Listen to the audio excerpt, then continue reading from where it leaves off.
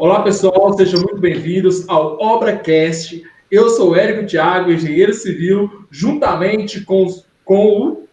Olá pessoal, sou o Diego, sou também engenheiro civil aqui do ObrasCast e hoje nós vamos falar aqui sobre o desabamento do prédio de 4 andares no Rio das Pedras, no Rio de Janeiro.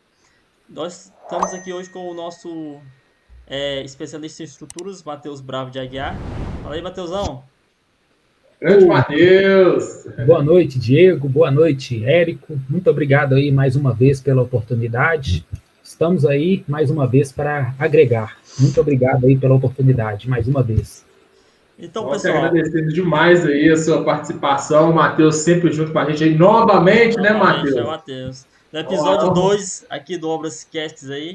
E só para situar a galera aqui, pessoal, esse prédio desabou aí na madrugada aí de quinta-feira, foi? Dia 4 aí. Na cidade de Rio das Pedras, zona oeste do Rio. Na realidade, é no Rio de Janeiro, na capital.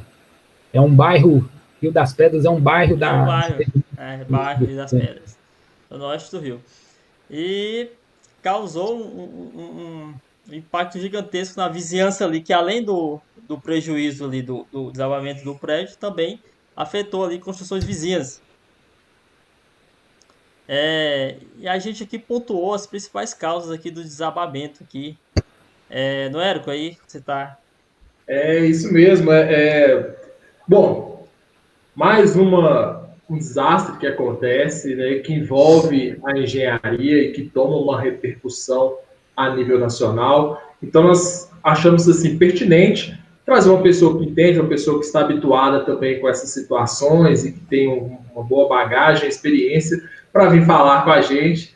Então, vai ser um bate-papo hoje muito bacana, um nível de informações e possibilidades do que pode ter acontecido, né, e que acontece no dia a dia, com construções, com edificações, e pegando como exemplo esse fato que aconteceu no Rio de Janeiro, recente, para a gente estar abordando e estar falando das precauções que nós temos que ter no dia a dia. As dicas e aquilo que nós vamos falar aqui serve para a vida. Não é isso, Matheus? O que você acompanhou, o que você viu, e que você pode passar para a gente aí? Fica à vontade, a casa é sua. Vou pontuar aqui, Matheusão, antes de a gente chegar aqui na causa principal, eu acho que é bom a gente passar ali por a questão de obras irregulares, né? Que a gente já falou no episódio 1 do ObrasCast aqui. Então, isso aconteceu primeiramente por obras irregulares, não é? Isso. Toda assim obra irregular, o que determina uma obra irregular? É uma obra assim que ela não foi aprovada, não teve o seu projeto de acordo com a legislação municipal, e os proprietários, os donos, eles foram assim construindo no barranco mesmo, sem assim especialização, sem profissional assim capacitado, só mesmo experiência de pedreiro. Essas experiências assim básicas, certo? Talvez nem experiência. Isso aí determina uma obra ser assim irregular. Certo. Faltou muita qualificação profissional, né, para estar executando isso aí, né? Sim.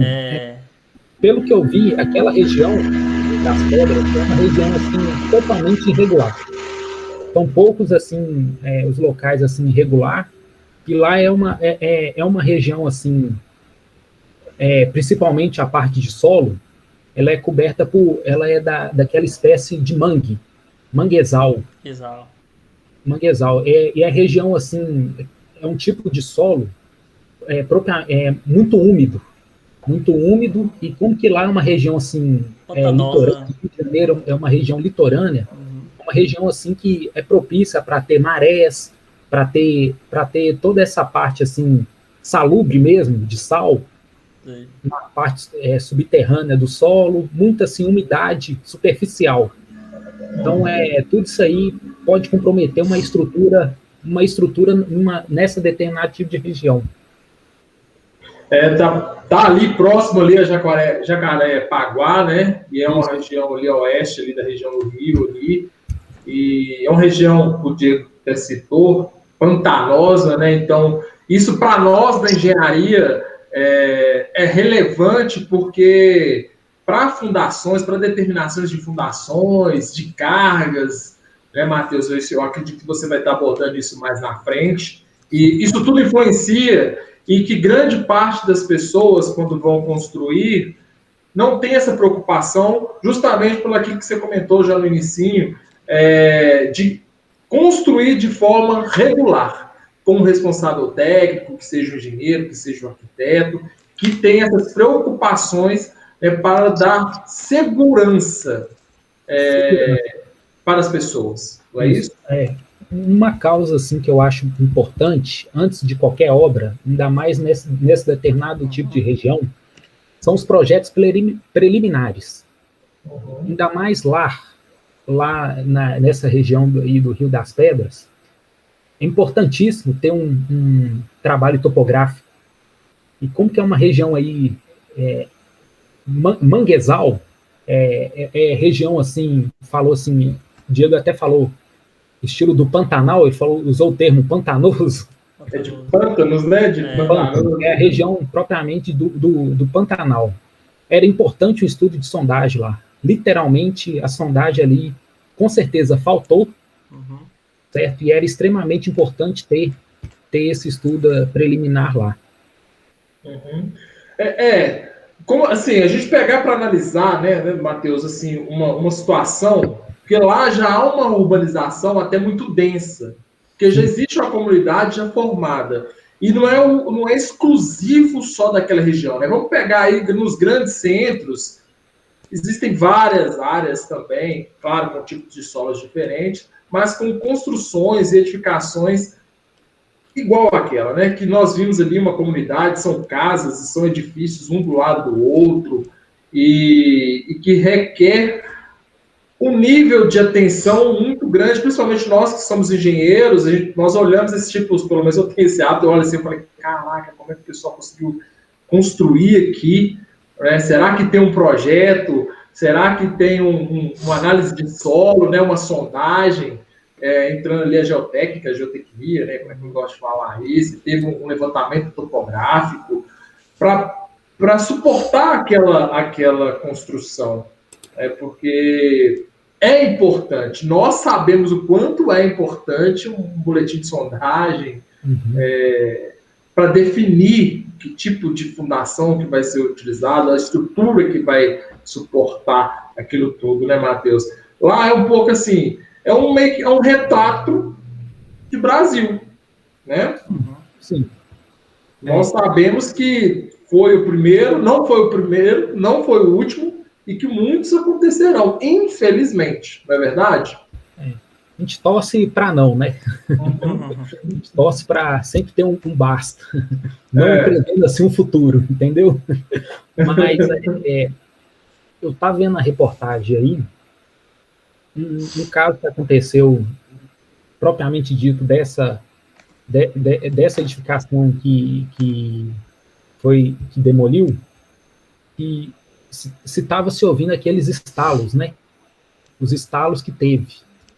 É comum você ter estalo, assim, estrutura assim, de gesso, uma estrutura desse porte, mas não um estalo assim, concreto, o erro assim, talvez aí por erro aí de junta de dilatação, que é comum nesses casos, mas uma possível causa desse desmoronamento foi que o seguinte, provavelmente essa estrutura sofreu interferência dos outros vizinhos, entendeu? Desmoronou, ok, gerou problema aí ao redor, aos vizinhos dos lados, mas tem grande chance dos vizinhos do lado ter causado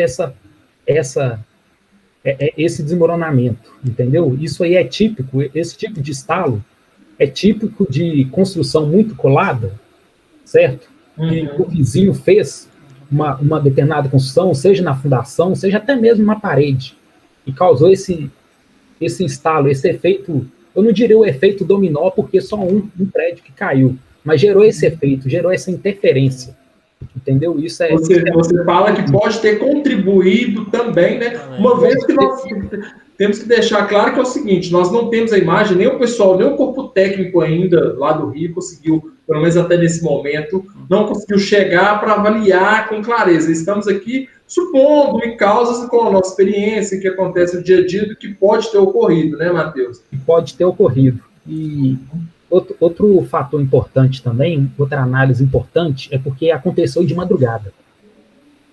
De madrugada é mais propenso a ter esse tipo de estalo, causado exatamente pela dilatação. Entendeu? Durante o dia, sol, tendência é da fissura acontecer.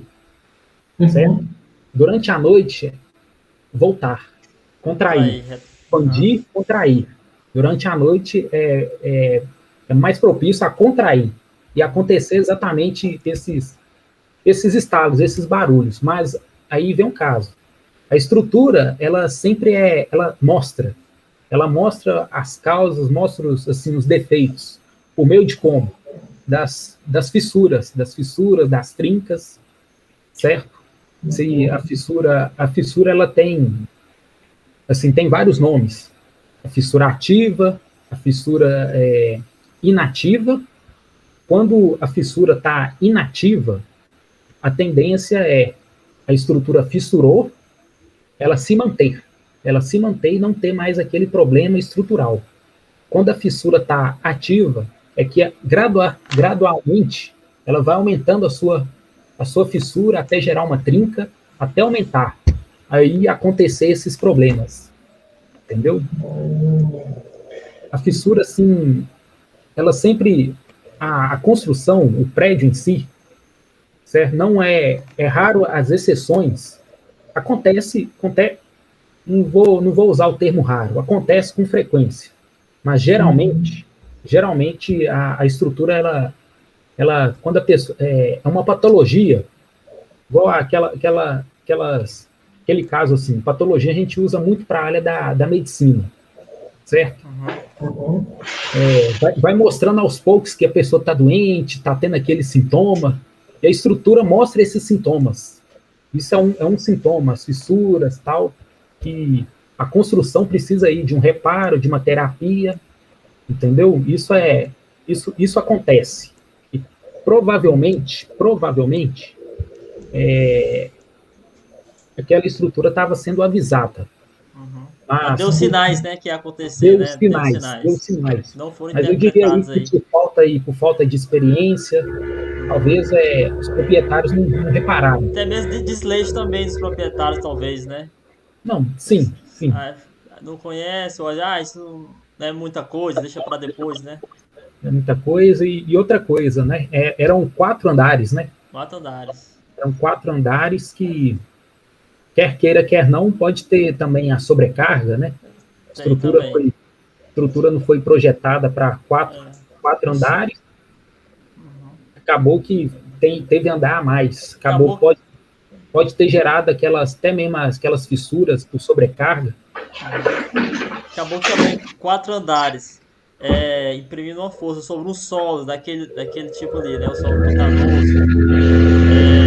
Com certeza ali teve uma influência muito grande ali sobre o incidente que aconteceu, né?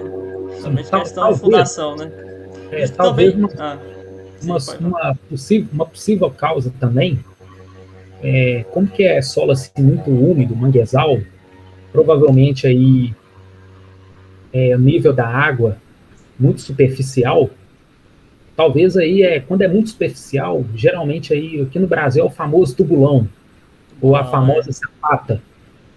Quando é área assim muito superficial, assim, nível da água, você não pode usar um tubulão, uma sapata, porque não tem nem como concretar com o nível da água. Provavelmente eles devem ter feito uma estrutura como essa. Isso a gente está contextualizando, supondo que fez uma estrutura assim mais inapropriada, pode ter causado aí o famoso recalque diferencial da estrutura, o adensamento do solo aí, com a sobrecarga, né?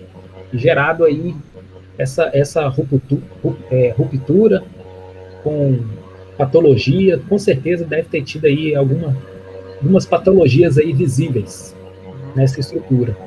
Ô, Mateusão, isso tudo são possíveis causas.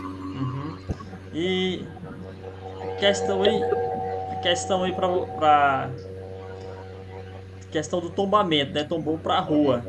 O que vocês vejam? O que vocês acham disso? Que aquele tombou em direção à rua, quer dizer que aqueles pilares ali que estavam os pilares frontais ali, pode-se dizer assim, foram os que estavam sofrendo a maior carga? Sim. A estrutura girou, Matheus? Que tombamento nada mais do que um momento, né? Do que um momento. Cara, isso aí. Se ela girou, no termo técnico, momento. Momento. Eu diria assim que os pilares, aqueles pilares lá, pilar não é uma contenção. Não funciona. Aquela estrutura não é uma contenção. Entendeu? Provavelmente os pilares lá não foram feitos aí para aguentar a força aí na diagonal, na horizontal. Sei. Entendeu?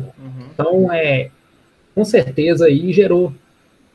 Se o pilar não foi projetado aí, mais um problema aí, o erro do projeto, certo? Se o pilar ele não é projetado para sofrer força na horizontal e ele sofre, certo? Gera aí a famosa aí, tração, compressão, a flambagem exagerada, vai acontecer essa ruptura.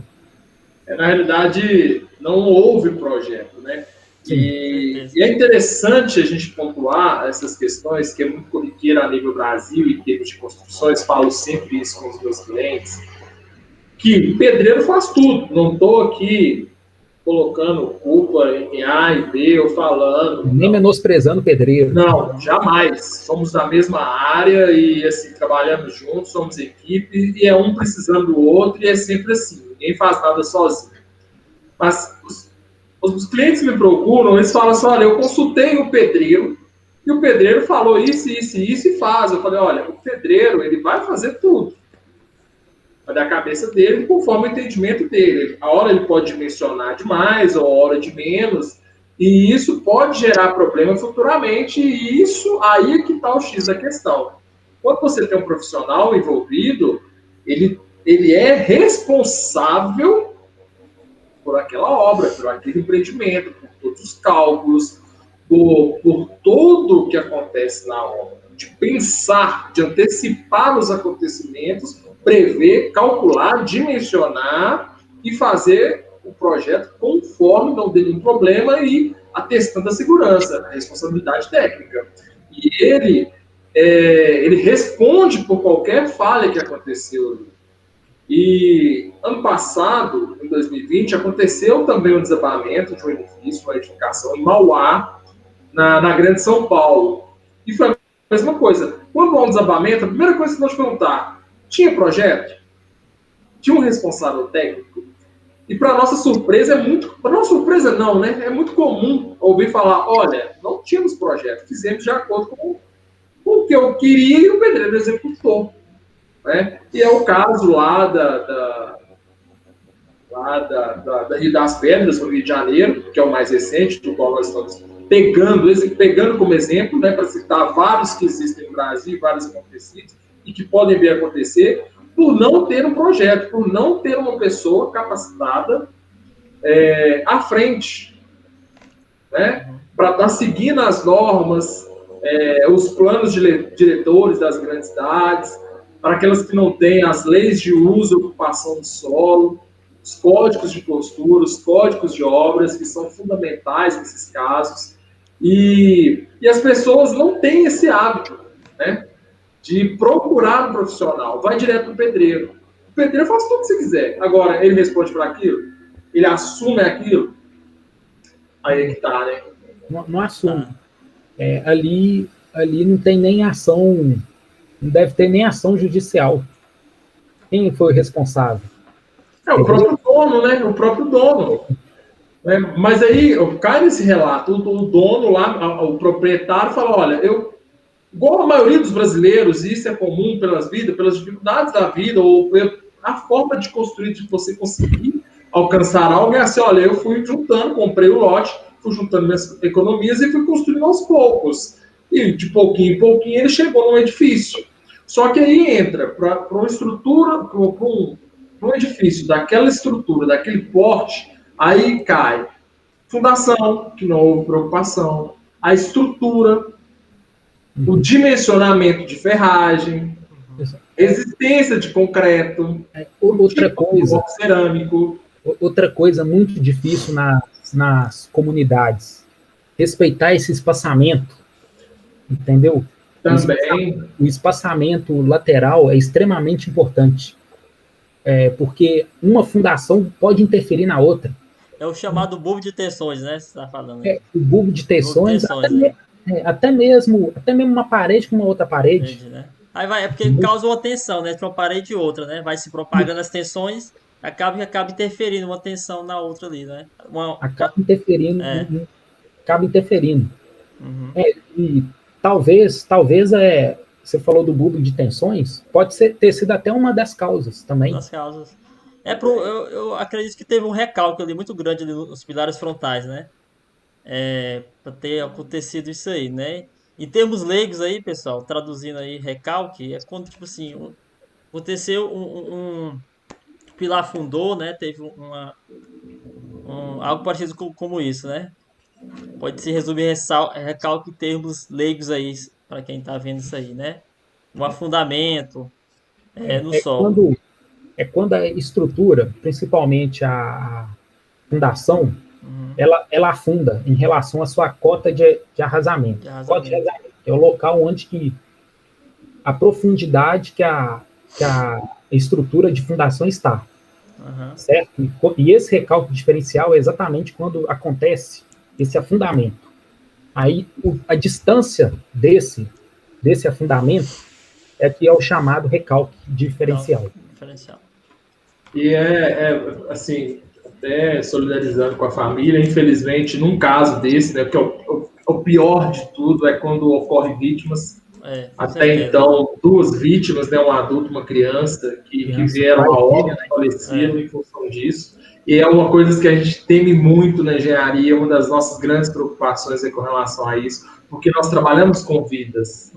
Né? No nosso caso, um erro nosso de cálculo, de tudo, dimensionamento, vidas estão envolvidas, principalmente da parte da engenharia civil. E foi o que aconteceu. Lamentavelmente, 2 óbitos, mais uma pessoa que está gravemente ferida também no hospital. Deus queira que ela sobreviva.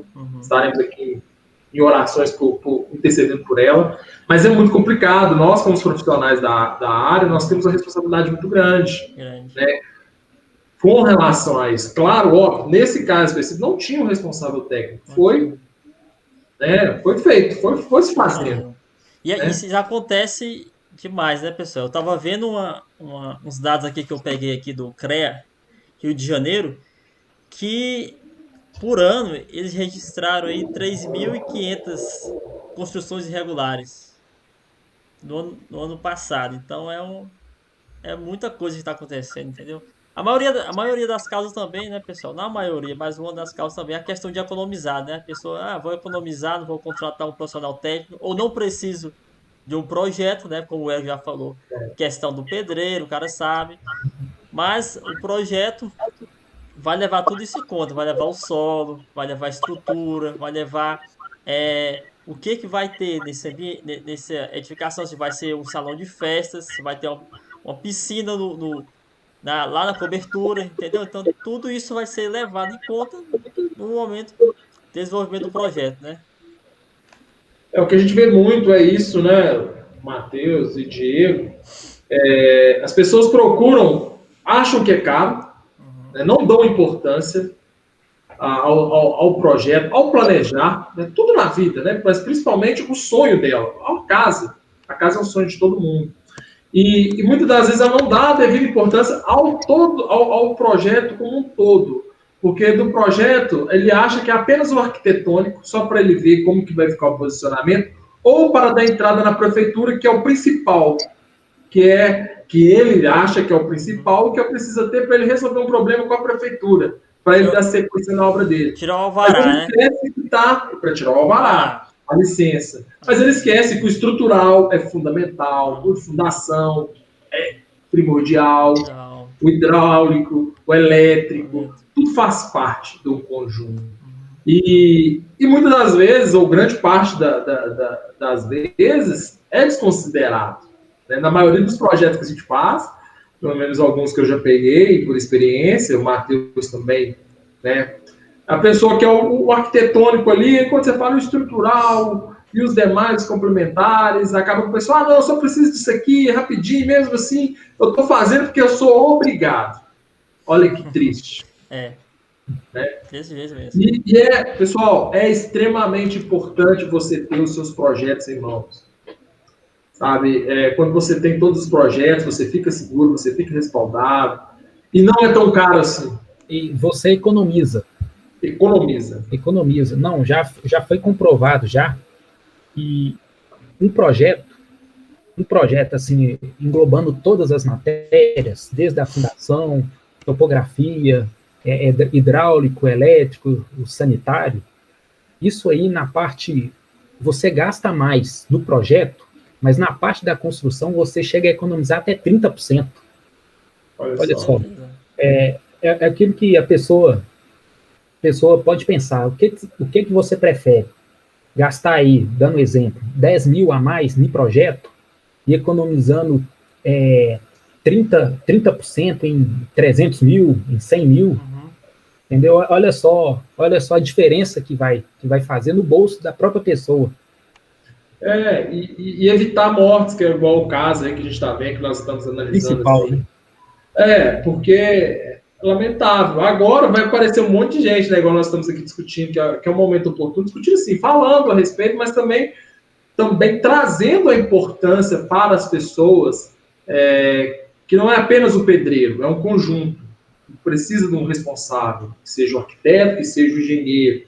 E para que não ocorra esse tipo de tragédia que nós estamos vivenciando hoje, olha para você ver. É complicado isso, uma tragédia dessa, é claro e óbvio que ela começa a acender o alerta para fiscalização. Aí envolve prefeitura, e aí envolve o CREA, né? Que são o nosso conselho, para estar fiscalizando. A prefeitura tem um papel fundamental também de fiscalização, de cumprimento da legislação. E muitas das vezes falha, né? Porque se fosse, o Diego trouxe aí o dado de 3.500 registros no Rio de Janeiro, se você for pegar um levantamento, ao meu ver, 3.500 em um ano, ainda é pouco. Porque nós temos obras sendo realizadas o tempo inteiro. E muito mais do que isso. E, infelizmente, o Érico, eu vejo também que isso é uma questão mais profunda.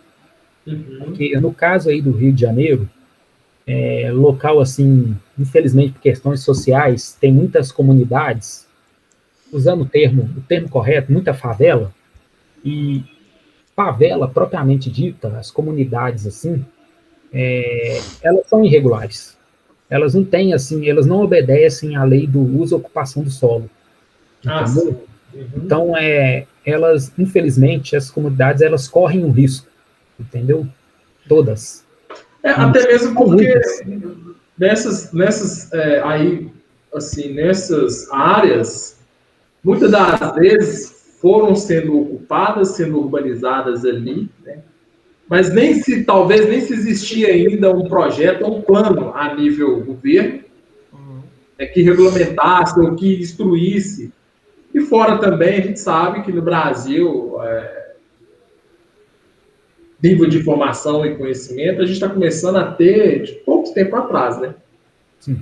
Então, cai nisso que você falou, e as pessoas foram construindo e porque precisam de moradia, precisam de moradia, o déficit é muito grande.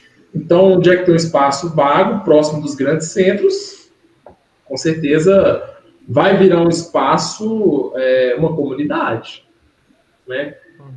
E aí vem as construções, de qualquer forma, né, sem um aparato legal ali, sem um técnico sendo responsável. Porque é difícil, né? Na hora que você vai ver esse assunto, um dia você passa e tá lá o lote. Outro dia você passa uma semana, já tem lá centenas de barracos ali. Na hora que você vai ver, o pessoal já está trazendo tijolo, já está trazendo cimento, areia. Na hora que você vai ver, já tem um amontoado ali de casas ali, né? E quanto mais passa o tempo, mais essas construções vão crescendo, né? Vão crescendo. Aí o cara fez um pavimento, aí não deu nada, aí ele já bate uma laje, já vai para o segundo pavimento, terceiro, e aí acontece os problemas. Aí acontece os problemas. Isso aí é planejamento. É planejamento mesmo, até eu vejo que é planejamento até para acabar com isso. Entendeu? Precisa de um planejamento aí habitacional para acabar com esses problemas assim exclusivamente no Rio de Janeiro. Eu digo até a nível Brasil, né? Porque nós temos várias áreas, é muito vasto. E eu acredito que, igual você comentou mesmo, é questão de sempre, tudo, sempre vai dar um sinal. Né? Você comentou, você colocou muito bem, sempre a estrutura, de uma certa forma, em geral, ela dá um sinal de que tem alguma coisa errada. Há relatos disso, né? Que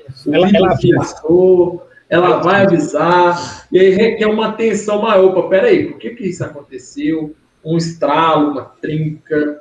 Principalmente, vigas e pilares é o ponto-chave. Um professor meu falava o seguinte: laje não cai.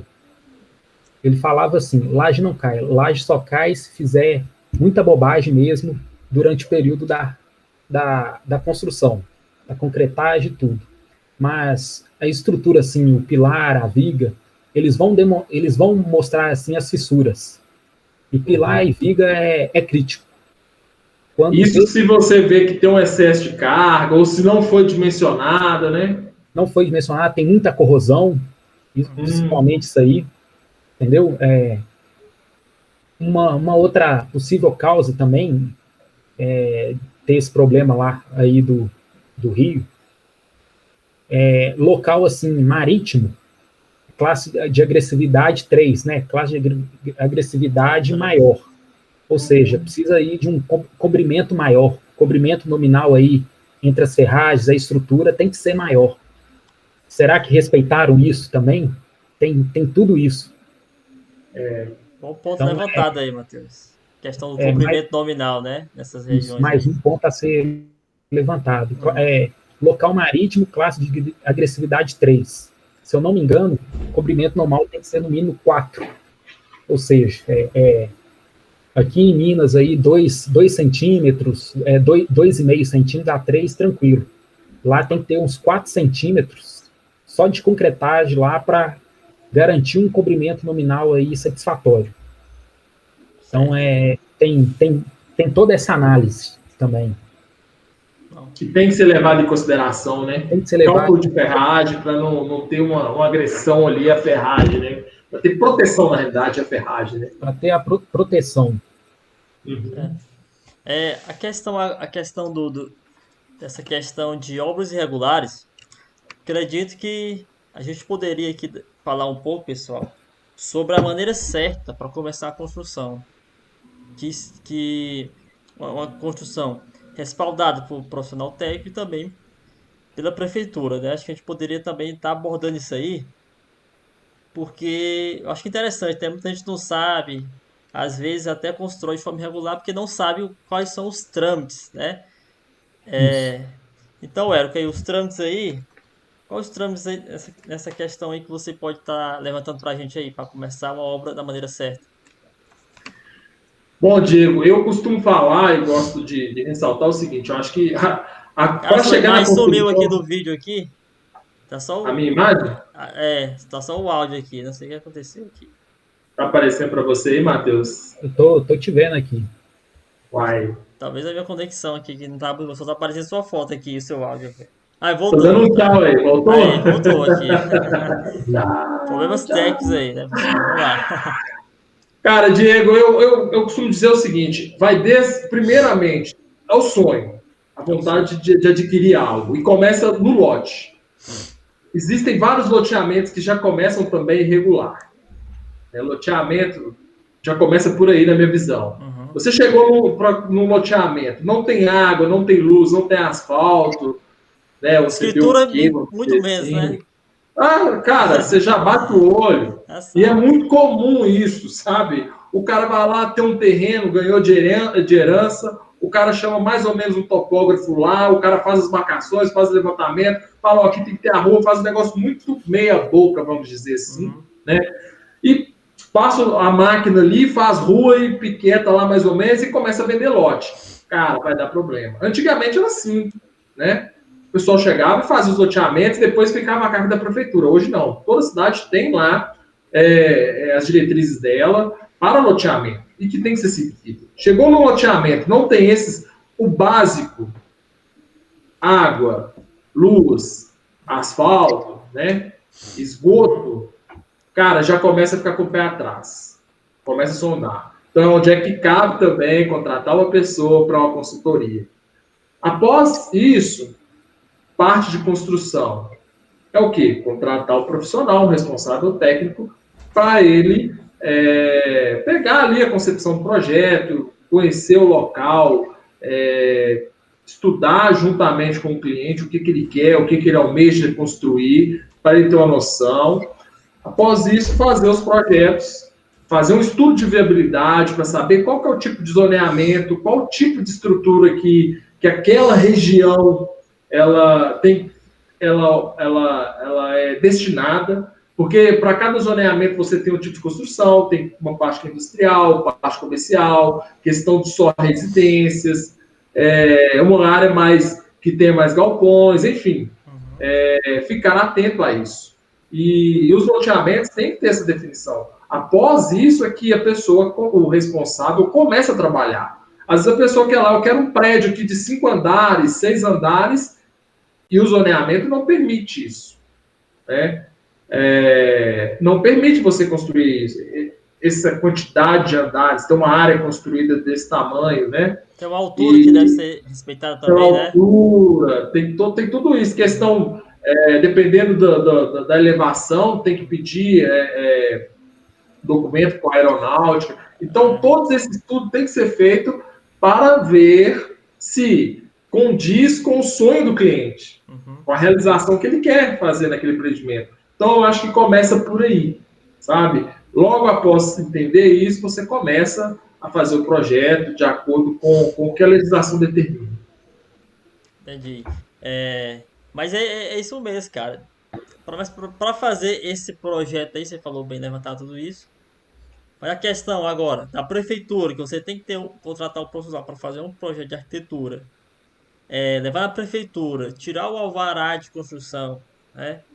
E aí por aí não para, pessoal. Tem que ter os projetos complementares também, como a gente já falou, de grande importância para a construção, e também a a execução de um profissional, um engenheiro ali, né, para estar acompanhando a obra, fazendo acompanhamento, tirando dúvidas do pedreiro, caso ele tenha dúvida nos projetos, entendeu? Então, tem que ter, além do projeto que vai ser feito, dos complementares, também tem que ter o acompanhamento do profissional, pessoal. Não adianta só colocar a placa lá, para você evitar o CREA, né? Colocou a placa lá na obra, pronto, estou livre do CREA, né? Não, você também tem que ter acompanhamento. O engenheiro que coloca a placa lá tem que estar indo na obra, fiscalizando, saber se o pessoal está seguindo o projeto, entendeu? Porque eu vejo muitos engenheiros que só colocam a placa lá e pronto. Tem cara lá que nem pisa na obra, não tá nem aí. Quando acontece uma coisa dessas aí, né? Às vezes tem lá o estagiário lá do pedreiro lá, coloca lá um ferro para menos lá, coloca um ferro assim, para colocar de meia, colocou de 8 milímetros, acaba, não sabe a diferença, né? Não sabe ler projeto e acaba dando isso aí, né, pessoal? Então, É bom ressaltar também que isso, claro, esse acompanhamento é uma negociação, né, entre o RT, né, Matheus? Entre o responsável técnico ali, o cliente. Isso. Não... E cabe ressaltar que nem sempre o calculista, o projetista, ele vai ser o RT de execução. Nem sempre. Entendeu? Pode ser um outro profissional. Desde que saiba ler o projeto, certo? Que é aqueles famosos, né? Engenheiro de escritório e engenheiro de obra. Tem uns que preferem ser de escritório, tem outros que preferem ser de obra. Tem uns que preferem ser projetistas, outros preferem ser executor. Pode acontecer, sim, do projetista ser o executor, mas isso aí é aquilo que o Érico falou, a cargo do cliente, a cargo também do próprio RP. Quando eu falo, assim, a pessoa tem que ficar atenta, né, o cliente, no caso, a pessoa que está querendo fazer a construção. Quando ele começa certo, tudo vai certo, até o final. Quando começa errado, cara, desanda tudo. E tudo é mais complicado. Porque existem lugares que existem fiscalização, próprios vizinhos denunciam, mas denunciam no sentido assim, olha, não para querer ferrar, olha, tem alguma coisa ali que está errada. E pela própria segurança dele. Olha, tá tendo uma construção do lado da minha e tem alguma coisa errada. Não estou vendo placa de um responsável, será que tem? Será que estão levando em consideração as variáveis que podem existir naquele terreno? Porque muda. De poucos metros de uma construção a outra, muda. Varia muito. Questão de solo, questão de estrutura, varia. Né? Então, assim, tem que estar atento. Então, a própria vizinhança costuma fazer a denúncia. Mas não por maldade, não, por segurança. Né? E, nesse caso do Rio, o presidente do CREA lá do Rio, ele foi muito feliz na colocação dele, quando ele disse, olha, existem regiões aqui no Rio que é complicado você fazer fiscalização. Porque você chega lá com o fiscal começa a tirar foto rapidinho, ele citou o caso de milícias. Né? E que atrapalha nisso. A fiscalização, ela é também para coibir construções irregulares, as pessoas têm que entender isso. E tem muita gente que não enxerga dessa forma. Né? E ela ajuda, ela resguarda, ela salva vidas uma boa fiscalização, porque ela tem que interromper a obra, tem que tudo esteja ok. Tem uma frase que você tocou aí no presidente do CREA do Rio, né? O Luiz Cossenza, né? Acho que o nome dele é esse. Ele falou uma frase interessante na entrevista que eu vi dele ontem. Até anotei aqui, ó. Em construções irregulares, não existe fatalidade. Alguém cometeu um erro. Entendeu? Então, resume bem o que a gente tem falado aí, né? Nesse podcast aqui, pessoal. E realmente é isso mesmo, né? Ah, claro. Claro. Isso. Tem que estar certo, você tem que estar correto. Primeiro, cartório. Nunca podemos esquecer do famoso cartório, porque cartório dá muito problema. Prefeitura, certo? Projeto e execução. As etapas, todas essas etapas, começar bem, terminar bem, todo mundo sai feliz. E que tenha fiscalização, sim, claro, aqueles empreendimentos que estão sendo construídos, aquelas obras que estão sendo feitas, se tiver tudo regular, com responsáveis, e o responsável fez conforme a legislação, não vai ter problema. A fiscalização, ela é muito bem-vinda, sabe? Tem que ser feito para fiscalizar o profissional, para fiscalizar a execução da obra, ajudar no que for possível ali. Às vezes pode ter passado alguma coisa que o RT ele não viu, mas o fiscal viu e pode trocar uma ideia. O fiscal não é inimigo, né? Desde que ele esteja fazendo ali a sua função bem, de uma forma correta e idônea ali, cara, é um aliado, é um parceiro, claro, né? Então tem muito disso. Então, assim, a pessoa tem que procurar Eu acho que aqui é uma forma da gente estar divulgando, as pessoas que estão assistindo, que têm o interesse de construir, de começar da forma certa.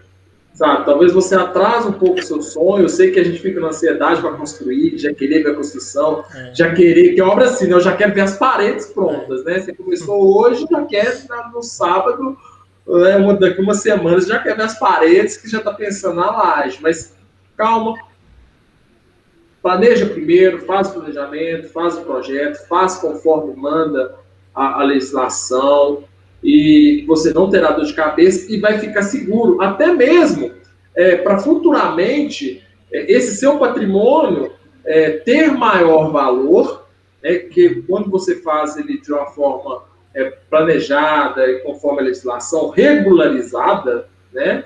Porque estamos falando de irregulares, imóveis irregulares, mas os regularizados têm um valor muito grande, comercialmente falando, né?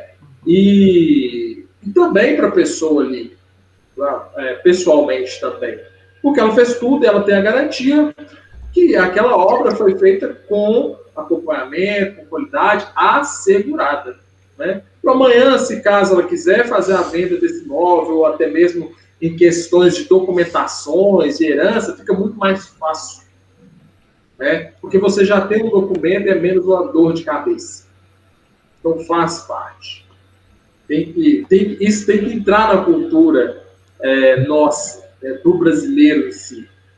Nós somos da área, claro que nós estamos aqui falando a nosso favor, claro, mas também nós vemos isso no nosso dia a dia, é muito corriqueiro. As pessoas só nos procuram grande parte quando a merda já está feita. Ou quando tem algum problema, precisa resolver algum desembaraço ali que deu no meio do caminho, porque não foi certo. E é errado, né? Muito errado. Matheus sumiu a imagem agora do Matheus aí, pessoal. Peço até desculpa aí, talvez tenha minha internet aqui que não tá boa, né? De vez em quando tá subindo a imagem de um e outro aí. Agora foi a do Hélio. Tô dando tchau, hein? Apareceu de novo aí. Desculpa aí, talvez a minha internet aqui não tá nos melhores dias aí, né? Mas essa questão de obra irregular, pessoal. Como o Thiago falou aí também, tem a questão do desvalorização do seu imóvel. Então amanhã, se você quer financiar pela Caixa, você vai ter que regularizar. E depois de pronto, é muito mais difícil e é muito, muito, muito mais caro. Matheus? Você que trabalha bem com essa parte de regularização? Também, né? Também. Como Matheus de estrutura e também regularização. Não, e realmente sai bem mais caro. Ô, Matheus, você uma vez me falou, não lembro agora a porcentagem aqui, em relação à valorização do imóvel, que não é regular para o imóvel que é regular. 30%. 30% a mais, né? Olha só. 30% a mais. Com um habite, você consegue valorizar até 30% a mais. Não. É um valor bem significativo, né? Bem significativo. Eu tive esse exemplo de uma construção, uma casa mesmo, a casa, assim, até, vou usar o termo, até mal acabada, mas que a proprietária, ela fez duas consultorias com corretores.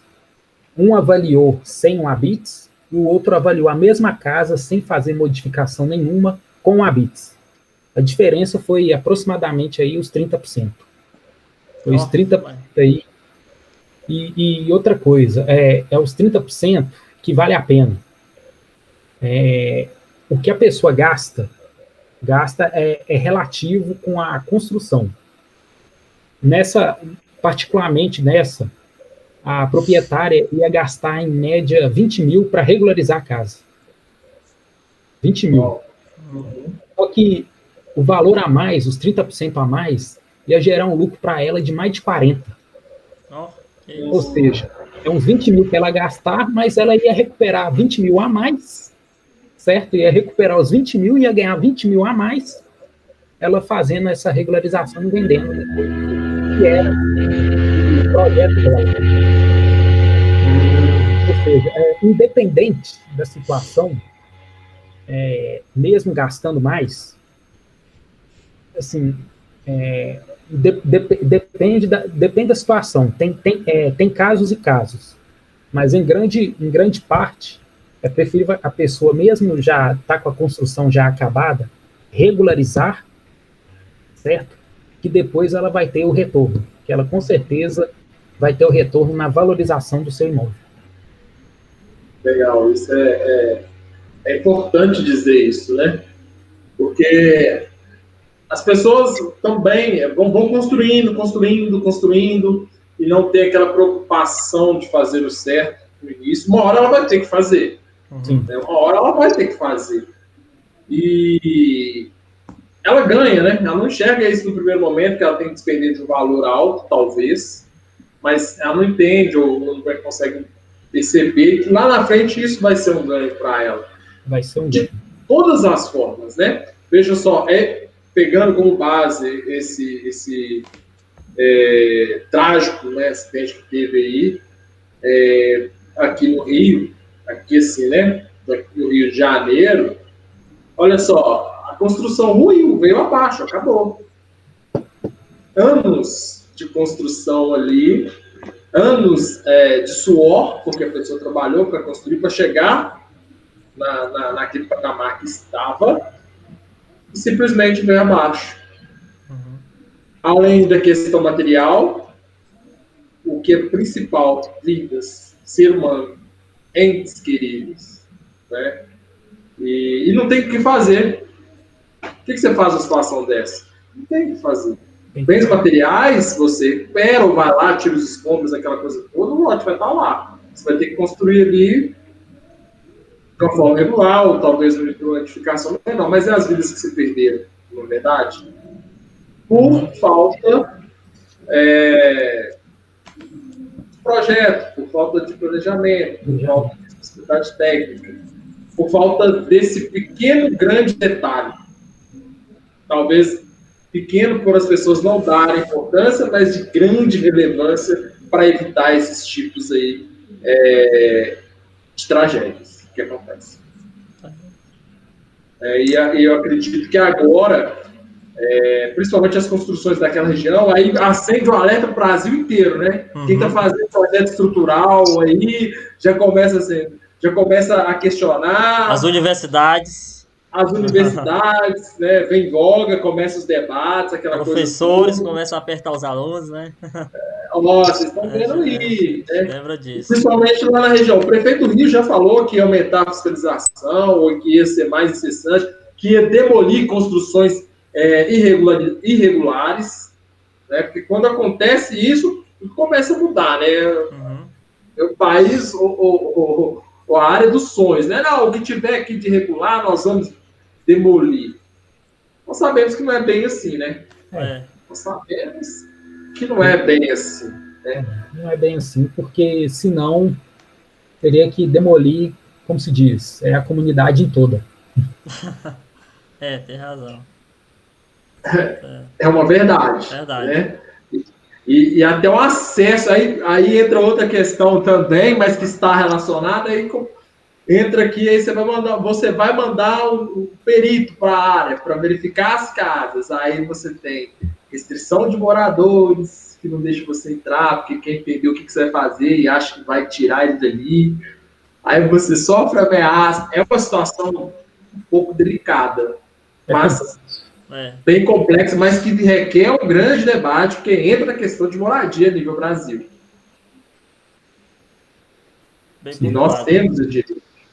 Cai aí, eu acho que é aproximadamente 55 milhões de moradias, porque aproximadamente aí 50 milhões de pessoas que vivem nessas comunidades regulares, né? Tem isso. É um debate aí, tem que ser mais diversificado e mais difundido mesmo. Existem alguns debates no Congresso com relação a isso, principalmente essas comunidades, né, que as construções, nós sabemos as construções que tem lá, né, então, assim, está debatendo, mas é muito abrangente, um pouco complicado tomar parte disso, uma vez que envolve mais atores, vamos dizer assim, né? Não é só a parte, questões, né? Não é só a parte técnica, por exemplo. Vai ter a parte social, que aí tem que fazer todo um trabalho para entender aquilo ali, até conseguir chegar ali, por exemplo, na desapropriação, ou numa regularização, uma vez que se tiver laudos de estabilidade, é muito mais complexo, né? Isso aí nós estamos falando de uma forma bem macro, mas é bem delicado a situação. E lá, essa do Rio, principalmente, olhando a visual por cima, né, tendo uma imagem aérea da região, igual o Matheus colocou muito bem, as casas estão muito próximas uma da outra ali.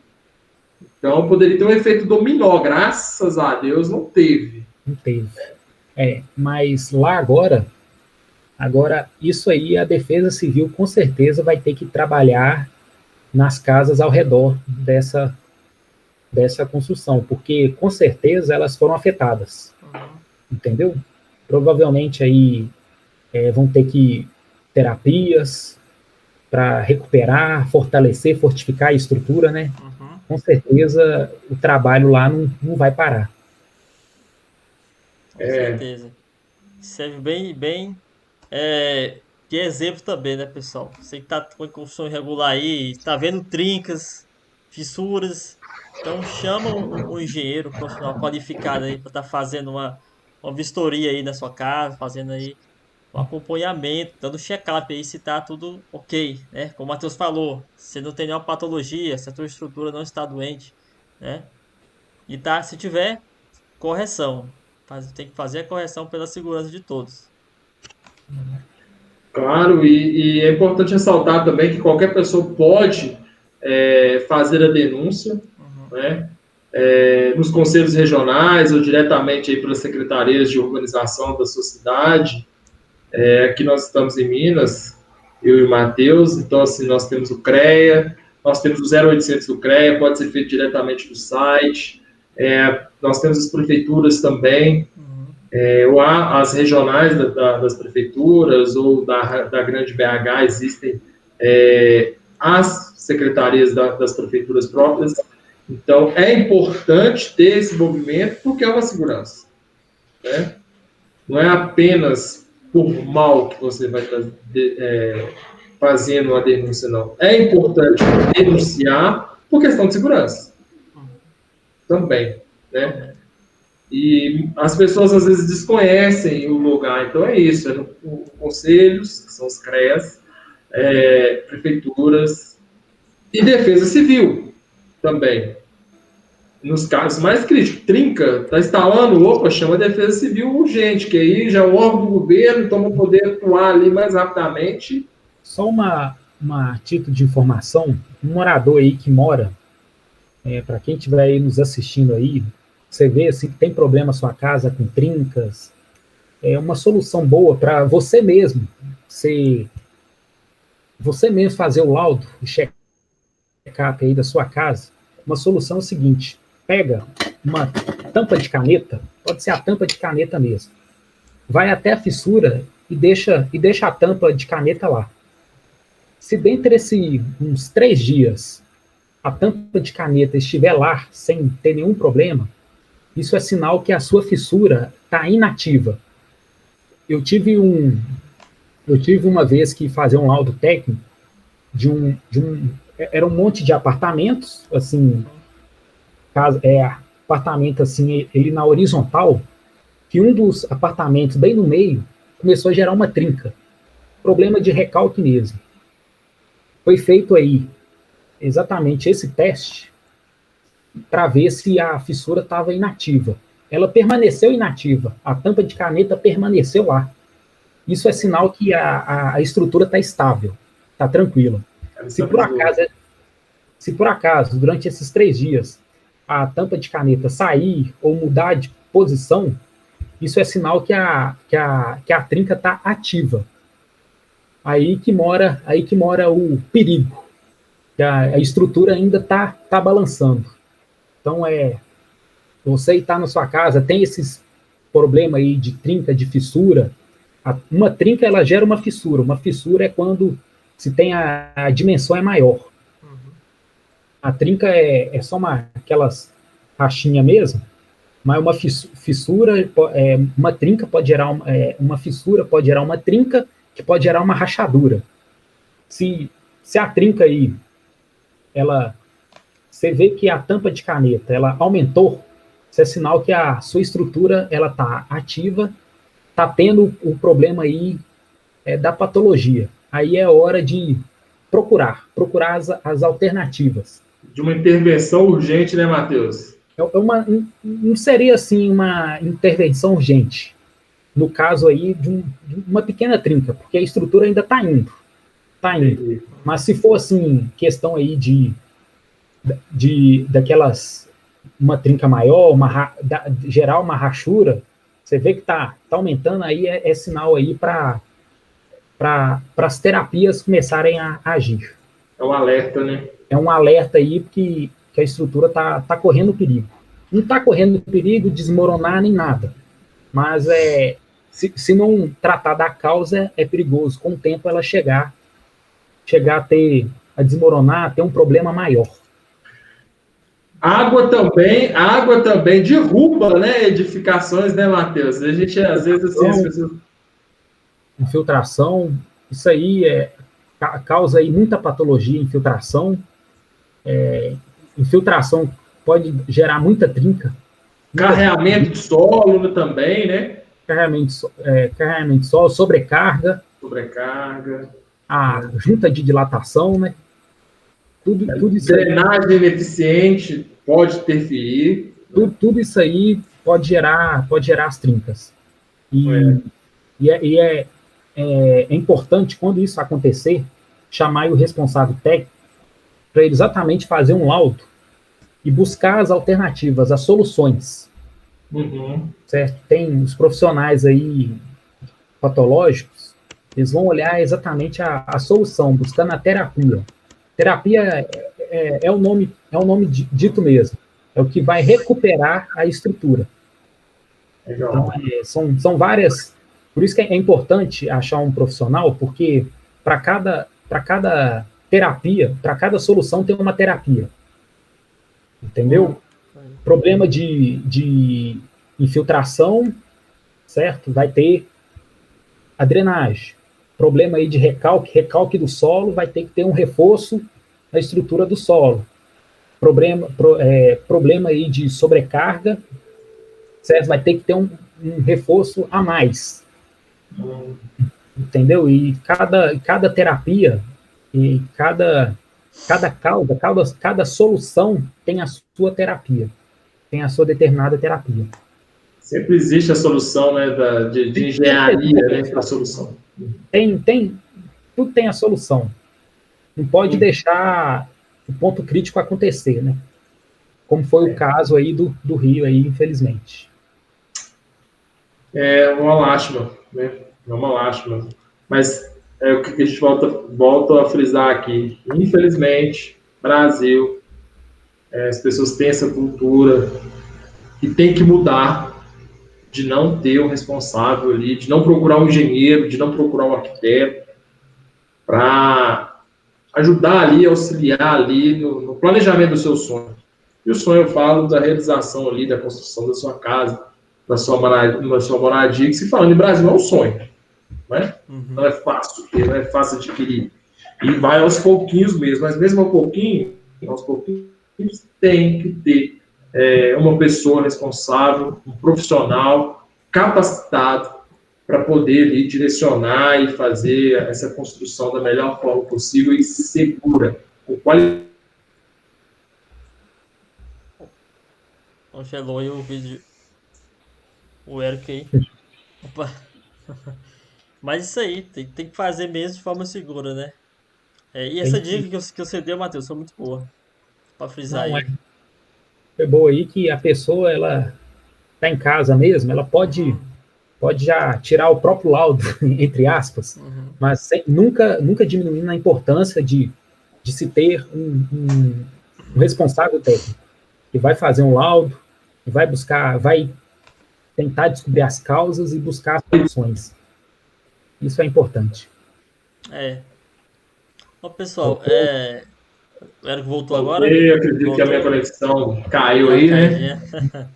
Dá uma caidinha, mas eu estou novamente de pé. Que bom, que bom.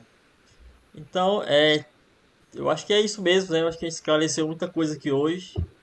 E se tiver mais algumas considerações, né? A gente pode estar fazendo aí pra galera aí, né? Como já foi frisada a questão do profissional, né? Tem que trabalhar junto com o pedreiro. E vocês têm mais alguma mensagem para deixar para o pessoal aí?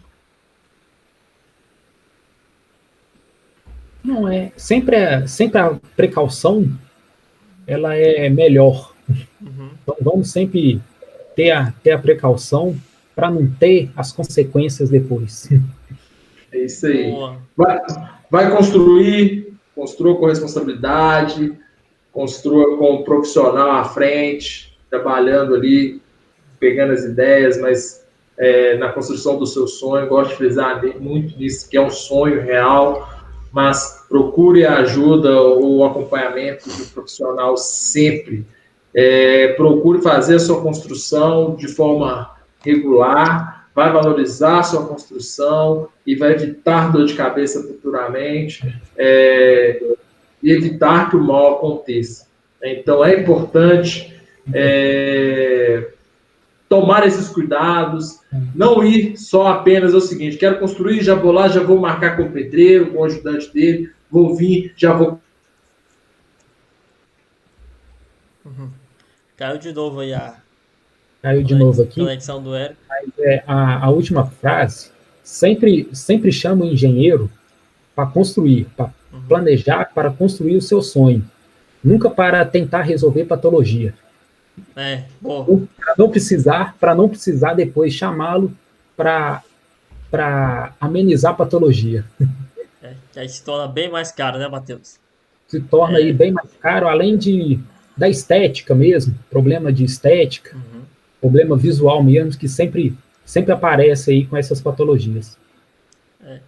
Com certeza, pessoal. Então fique bem atento à sua construção. Faz um check-up de vez em quando, ver se tem alguma trinca, fissura. Faz o teste que o Matheus ensinou, né? Deu aula aí sobre para identificar. E tem alguma construção irregular? Entre em contato com o CREA, a Prefeitura, a Defesa Civil, justamente para estar ajudando, né, essa pessoa também, resguardando vocês também. Construção irregular sempre pode aí estar suscetível a um problema. Então, fique muito atento a isso, pessoal. E o Eric sumiu, né? Acho que a internet dele caiu de vez. Caiu. E é isso aí. Se inscreva aqui no canal, aqui no nosso vídeo aqui, pessoal. Foi um episódio 2 aqui do Obrascast, né? É um podcast focado na construção civil, onde a gente debate diversos temas com diversos profissionais. E fica atento aí, toca o sininho também, né? Pra estar recebendo os novos episódios aí. Então é isso. Acho que até a próxima aí. Próximo vídeo aí. E até mais, Matheus. Até mais aí. Obrigado aí, Diego aí. Agradeço também o Érico aí. A todos que vão assistir aí. Meu muito obrigado.